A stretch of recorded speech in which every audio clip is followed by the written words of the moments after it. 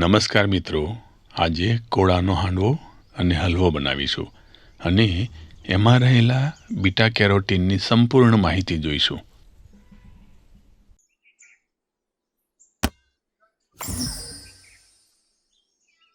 આવો પ્રારંભમાં કેટલીક મન હળવું કરી દે તેવી પળો અને રિલેક્સિંગ સંગીત માણીએ.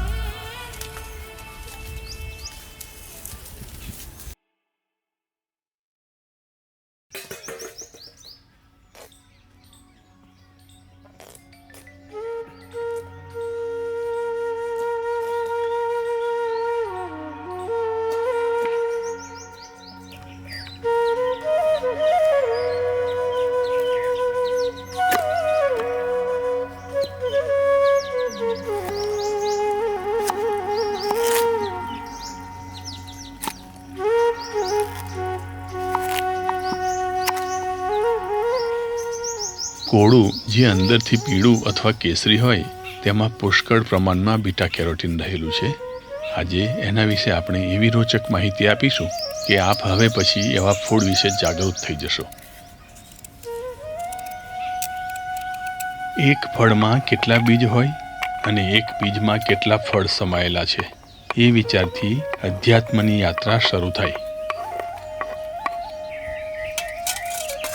આપણે કોળાના થોડા છીણનો હાંડવો બનાવીશું અને થોડા છીણનો હલવો બનાવીશું. આપનું શરીર બીટા કેરોટીનમાંથી જેટલું વિટામિન એ જરૂરી હોય એટલું બનાવી લે છે. વિટામિન એ એક પાવરફુલ અને ખૂબ જરૂરી વિટામિન છે. આપણે 500 ગ્રામ કોળાનું છીણ લઈશું. આદુ, લસણ, મરચાં, થોડું મીઠું ઉમેરી ચોપ કરી લઈશું. તમે લસણ નહીં વાપરો તો પણ એટલો જ ટેસ્ટી બનશે. વિટામિન એ કેટલાક પ્રકારના કેન્સર, અસ્થમા, હૃદય સંબંધિત રોગો તથા આયુષ્ય સંબંધિત મેક્યુલર ડિજનરેશન વગેરેનો પ્રતિકાર કરવામાં મદદરૂપ થાય છે. મેક્યુલર ડિજનરેશન એટલે વ્યક્તિના કેન્દ્રીય દ્રષ્ટિ જે સામાન્ય રીતે 60 વર્ષ પછી થાય છે. વાંચવામાં, લખવામાં, કોઈનો ચહેરો ઓળખવામાં કે ડ્રાઇવિંગ કરવામાં તકલીફ પડતી હોય છે. થોડા લીલા ધાણા ઉમેરીશું. થોડા લીલા વટાણાના દાણા, 50 ગ્રામ ઓટ, 300 ગ્રામ દાળ ચોખાનો કકરો લોટ. આ લોટમાં ચોખાની કણકી 3 ભાગ, ચણાની દાળ 1 ભાગ અને ચણાની દાળ કરતાં અડધી તુવેર દાળ હોય છે. ચોપ કરેલ આદુ, લસણ, મરચું. દાણામાં પણ વિટામિન એ અને સી હોય છે. વટાણામાં વિટામિન સી, B6 અને આયરન હોય છે. 2 ચમચી ગોળ,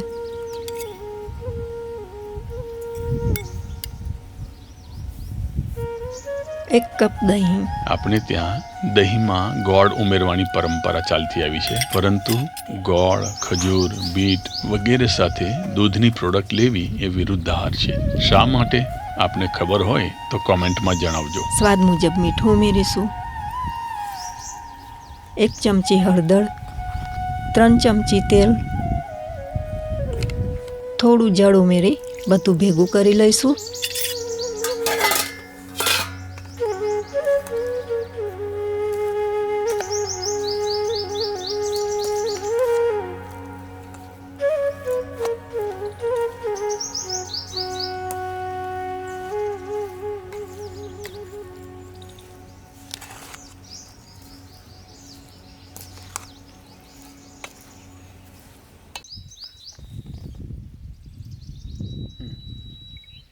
થોડું લસણવાળું મરચું ઉમેરીશું.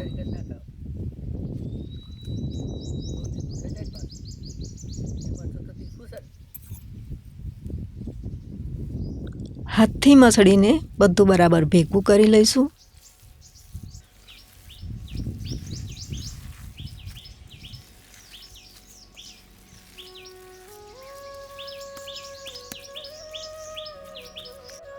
ઉપર થોડું જળ છાંટી ઢાંકી દઈશું. તમારી પાસે સમય હોય તો 3 થી 4 કલાક લોટ પલળવા દેવો, નહીં તો અડધા કલાકમાં બનાવી શકો છો. લ્યો, આ વાલપાપડી બેન પર્પલ કુર્તો, મરૂન પાયજામો અને પેરોટ ગ્રીન ઓઢણી પહેરીને ક્યાં ઊંચે ચડ્યા છો? બહુ ફેશનેબલ તમે. હા, અમે પારંપરિક રીતથી બનાવીએ છીએ. તમે ઘરે ફ્રાય પેનમાં પણ બનાવી શકો છો. થોડું તેલ મૂકીશું. આ વાસણને અમારા તરફ વડોદરા જિલ્લામાં પિત્તળની પેણી કહે છે. આપ કયા નામથી જાણો છો એ જણાવશો? 2-3 સૂકા મરચાં, 2 ચમચી રઈ, 1 ચમચી જીરું, 5-6 નંગ લવિંગ, 1 ચમચી હિંગ,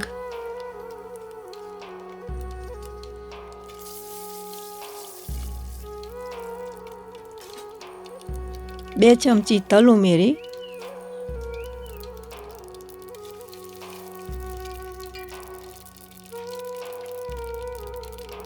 પછી પલાળેલો લોટ ઉમેરી દેવો.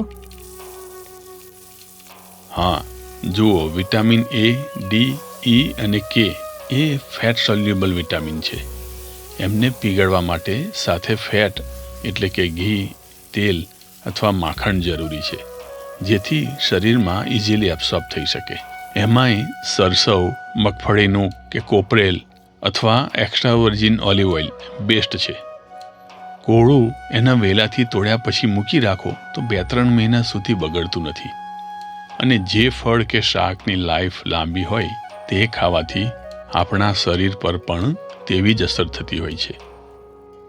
ઉપર થોડા તલ છાંટીશું.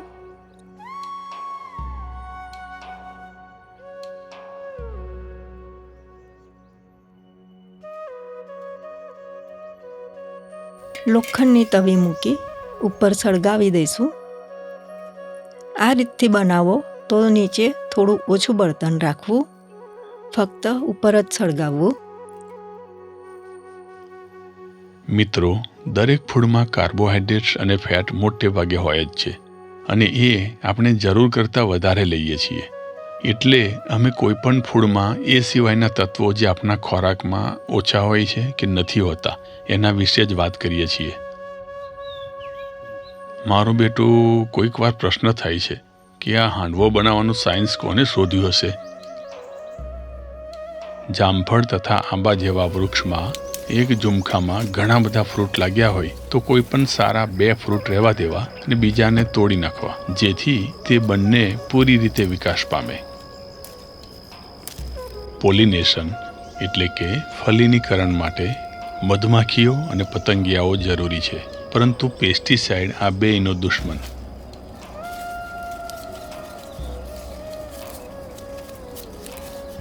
આ જામફળનું ઓરિજિન થાઈલેન્ડ છે.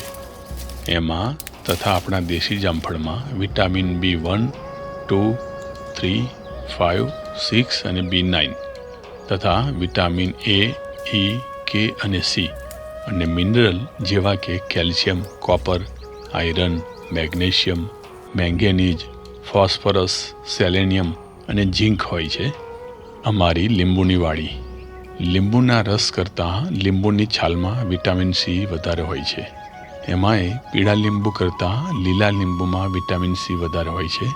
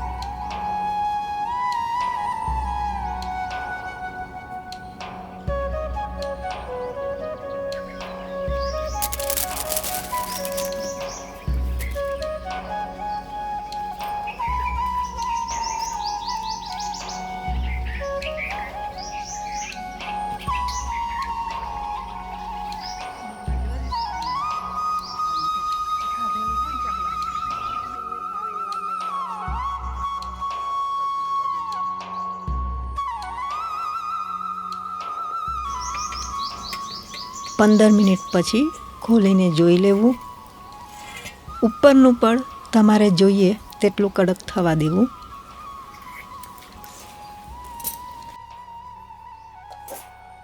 હાંડવો બની જાય પછી આ રીતે ચોસલા પાડી લેવા.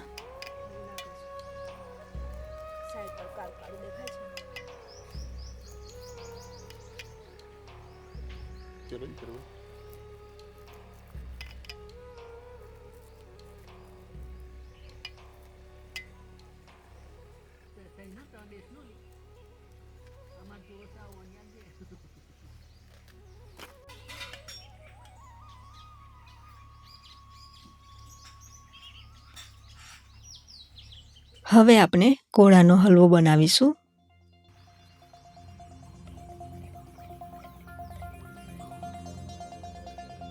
બે ચમચા ઘીમાં આપણે 500 ગ્રામ છીણ ઉમેરીશું.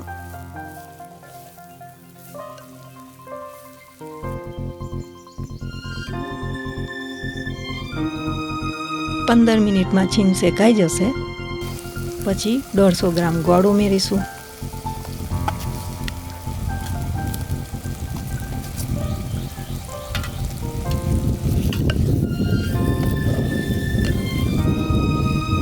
ઘી છૂટું પડવા માંડે ત્યાં સુધી હલાવતા રહેવું.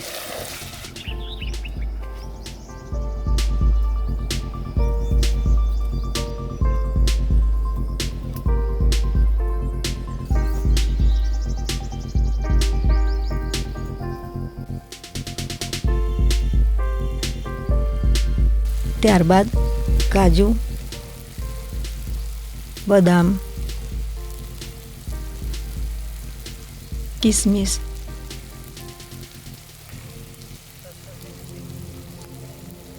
ઇલાયચી અને ખસખસ ઉમેરીશું.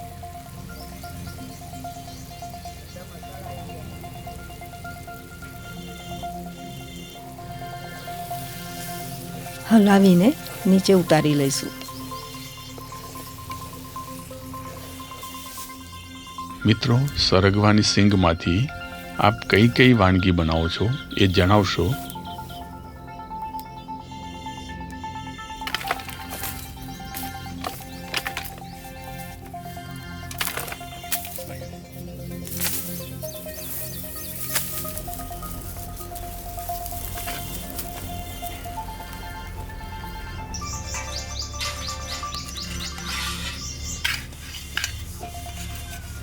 હવે આપનો કોળાનો હાંડવો અને હલવો અને મલ્ટી કલર સલાડ તૈયાર છે.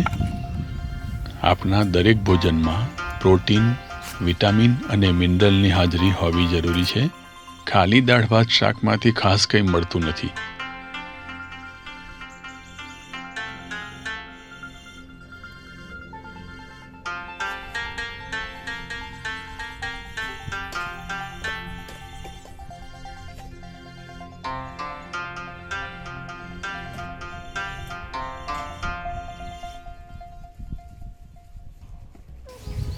આપ સૌ ડ્રોન શોટ અને મ્યુઝિકની મજા માણો. ત્યાં સુધી અમે જમી લઈએ. આવતા વિડીયોમાં ફરીથી મળીશું. જય ભારત, વંદે માતરમ.